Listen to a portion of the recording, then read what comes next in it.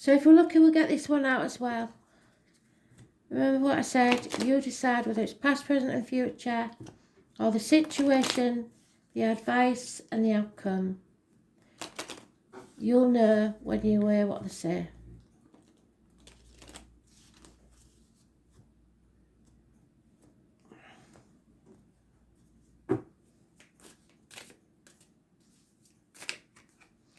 First one is 64, we've had that so many times.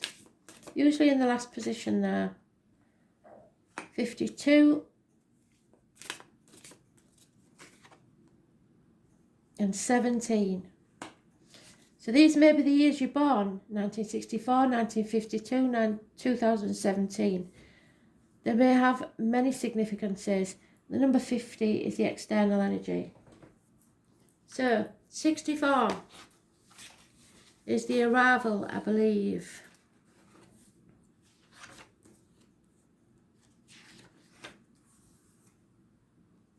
It's about fire and water signs again. There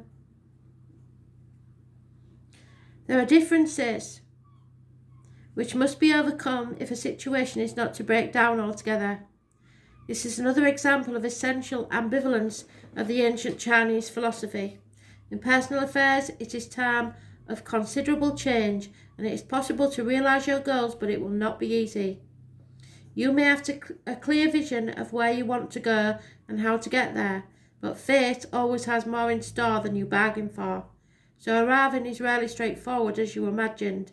On this particular journey, you're unlikely to arrive quite the same person when you started. 52.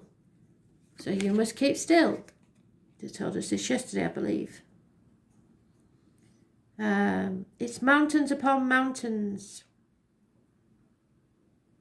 The ancient Chinese saw this as representing the need to find an inner peace. The way to that was through meditation. If you can still the endless babbling of your mind, you can confront any situation in life with equanimity. This is not the time for any impulsive actions. Live in the present and you will be able to deal more effectively with your current circumstances. If you are to take firm and decisive action, you must prepare.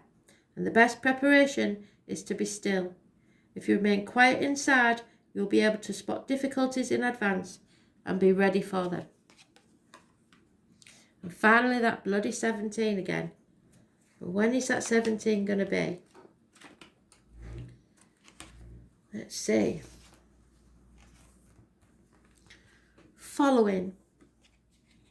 This is a time when you need to put troubles of the world aside. The Chinese liken this hexagon to the season of autumn. So autumn may be important. When everything in nature settles down for the long, sleepy hibernation of winter. And what did I say in the year list?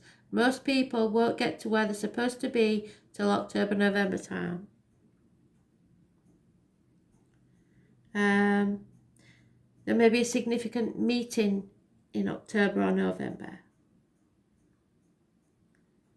There is nothing you can do to avoid the situation, so you have to go along with the prevailing circumstances. The subtext to this is flexibility and adaptability. In personal terms, it means that you have reached a point in your affairs when there is no purpose in trying to get your own way and following your own path. If you carry on regardless, ignoring the underlying facts of this present situation, you are going to come badly unstuck. It's not that the universe is lined up against you, but that your goals and general atmosphere of this time are out of sync. The intelligent approach is to be flexible and laid back as possible. And the external energy is the number 50.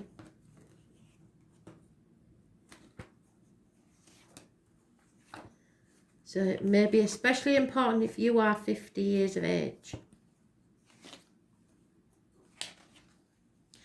It is the cauldron. The ancient Chinese saw this as being very auspicious.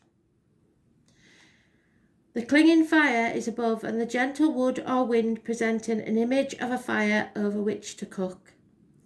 They also saw Ching as resembling the ceremonial cauldron used by the family on religious and special occasions. These massive cauldrons played an important part in Chinese culture, hence the fact that this conveys the idea of sociability and stability. This is a time when you can develop your philosophy of life further. The implications of Ching is that fate plays an important part in all our lives. We are not complete masters of our own destiny, and if we think we are, fate will be certain to remind us of the truth. Once we realise that we have to take the rough with the smooth, we can put energies to better use. So, thanks for listening. Bye.